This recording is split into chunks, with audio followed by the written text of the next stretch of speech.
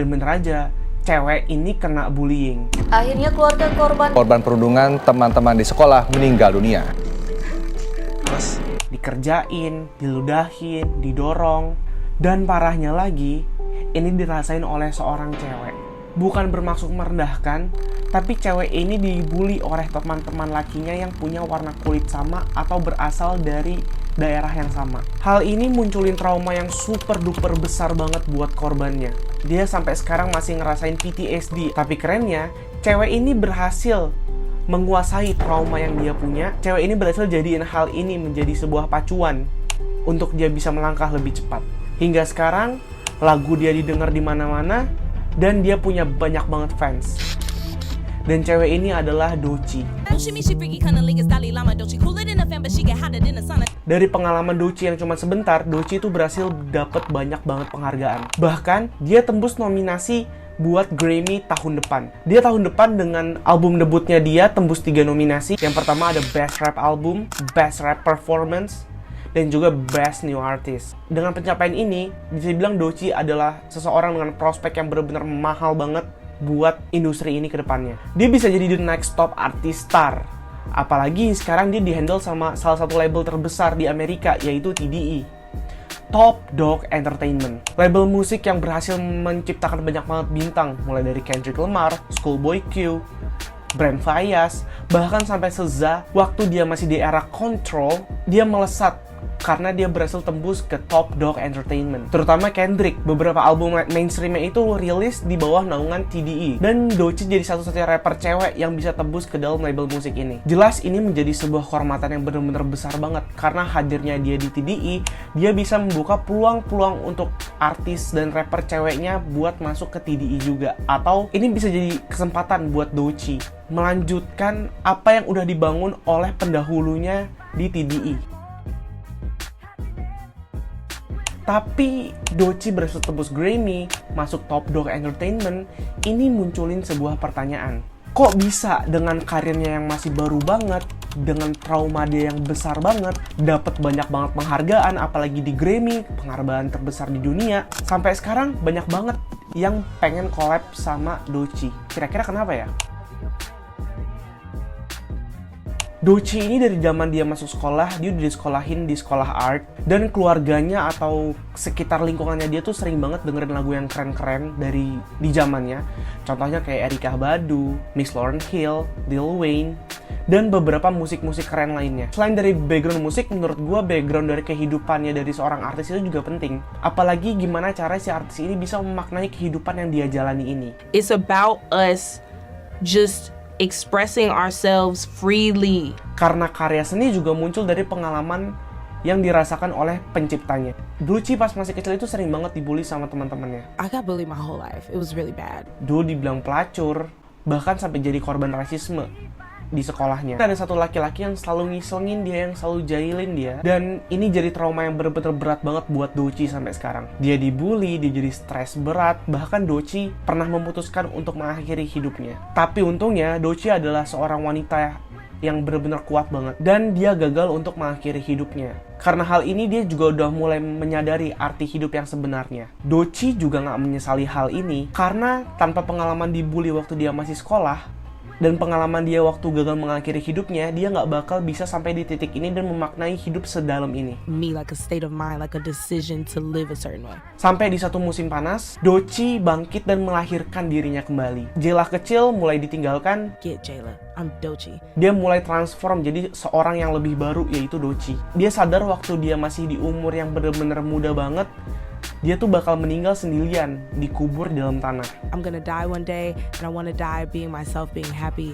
So forget all of that other stuff. Bahkan nanti keluarganya pun gak bakal ada yang nemenin dia. Dan kerennya Doechii tuh sadar, pas dia meninggal dia pengen bahagia. Dengan cara apa bahagianya? Dengan cara banyak hal. Dia pengen melakukan banyak hal yang dia ingin lakukan sampai dia membuktikan ke diri dia sendiri bahwa dia berhasil melakukan semua hal itu. Dia membuktikan ke dirinya sendiri kalau dia bisa melakukan banyak hal yang dia inginkan. Dia juga pengen bahagia dengan cara tidak membenci dirinya sendiri. Doechii juga gak percaya sama apa yang orang-orang katakan tentang dia. Dia gak bakal nanggepin atau nerima orang lain secara profesional. Pemikiran inilah yang bangun Doechii sampai sekarang. Dia debut di tahun 2016, mulai rilis lagu di SoundCloud. Uniknya, karena karakteristik dia yang dengerin lagu tuh bener-bener beragam banget dan macem-macem banget.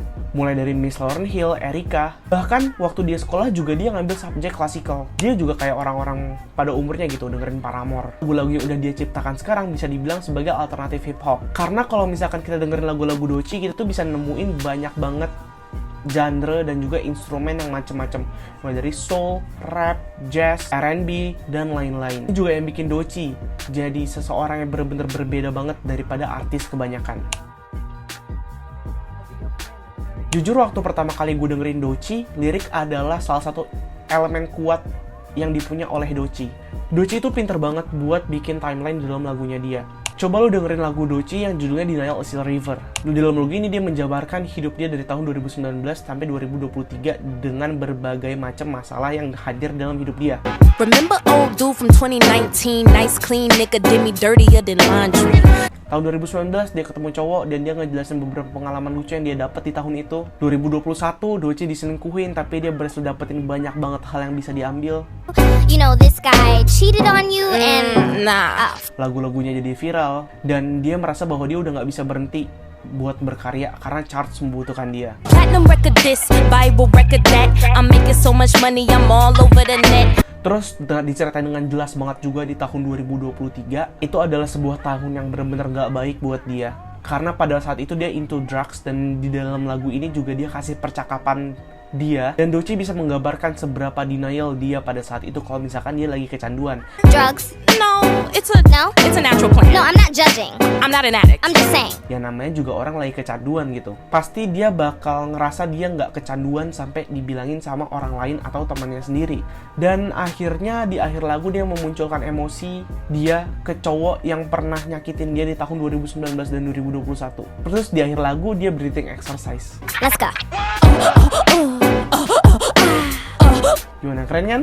Storytellingnya bagus, penggunaan liriknya juga bagus. Gue bener-bener amazed waktu pertama kali denger lagu ini. Karena ya, menurut gue badass-nya dapet, storytellingnya juga bagus banget. Musiknya juga enak banget. Jadi ya menurut gue, ini orang bener-bener revolusioner buat beberapa tahun ke depan, buat di industri ini. Jauh dari rapper-rapper zaman sekarang sih menurut gue. Dia punya warnanya sendiri. Gue memperhatikan Doechii juga karena salah satu lagu judulnya Black Girl Memoir. Mana enggak, menurut gue tuh Doechii menulis lagu ini bener-bener dari hati banget. Karena dalam lagu ini dia tuh ngejelasin gimana susahnya jadi seorang black woman. Di lagu yang sama, dia juga bilang orang bisa jadi sesuatu yang dia impikan. Jadi apapun lo punya cita-cita, lo bisa kejar. Dengan background apapun itu lo bisa kejar asal lo mau. Dia berharap bukan jadi orang yang punya kulit hitam kayak Beyonce. Dan dia kasih beberapa bukti. I wish I wasn't dark so I could look like Beyonce. Beberapa black people yang keren-keren di dalam lagu ini. I wish I had a big ego like Kanye. Then maybe I could spit 3 stacks like Andre. Kerennya dia karena dia pakai beberapa karakter atau tokoh seni Or I could be Erica. Sing about the moon and astroject out America. kayak Kanye West, Andre, dan lain-lain. Gue langsung bisa ngebayangin hebatnya figur-figur yang ada di dalam verse ini. Doechii juga bilang dalam lagu ini, you can be anything, you can be everything. Cause you can be anything. Anything. Jadi ya, lu pede aja, maju aja. Lo bisa kok jadi seseorang yang lu pengen gitu. Nah, menurut gue ini tuh yang bener-bener mahal banget. Karena Doechii di sini tuh bener-bener kelihatan dia cinta banget ke sesama black woman.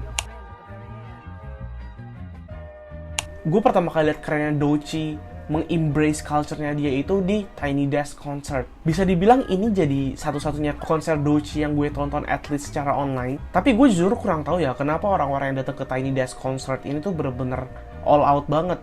Bahkan kadang tuh lebih keren daripada lagu aslinya anjir. Contoh kayak Mac Miller, Tyler the Creator, Rex Orange County, mereka tuh kalau misalkan masuk di dalam Tiny Desk Concert bener-bener all out banget, gue nggak ngerti. Dan sama kayak Doechii juga all out banget di Tiny Desk Concert pertamanya dia ini. Dia bawa full band dari sax, gitaris, bassis, drummer, bahkan sampai keyboardist juga. Dia bawa vokalis dia sendiri juga, wah macem-macem. Tapi nggak cuma berhenti di situ, karena semua full band yang mainin lagunya Doechii ini full of black woman. Gila, gue bener-bener merinding waktu nyadar kalau misalkan semua yang ngisi lagu di dalam concert ini tuh black woman gitu. Kayak anjir se-embrace ini ya Doechii ke culture-nya sendiri. Dia bawain lagu-lagu yang ada di dalam album pertamanya dia, yaitu Alligator Bites Never Heal. Beberapa dia laguin kayak Boom Bap, Boiled Peanuts, Denial is a River, Catfish, Nissan Altima, Bullfrog, and Hide and Seek.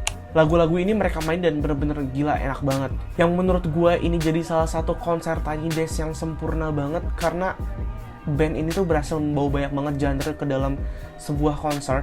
Mulai dari rap, R&B, soul, fusion, jazz, enak banget. Terus permainan bandnya juga ini yang bikin show-nya jadi mahal banget. Nissan Altima sempat disetel 2 kali jadi salah satu lagu yang pace-nya paling cepat punya Doechii, dan di dalam Tiny Desk ini disetel sampai speednya tuh 2 kali. Jadi bener-bener cepet banget. Di sini Doechii menunjukkan seberapa skillfulnya dia di dalam rapping. Udah kayak Eminem kalau gue lihat.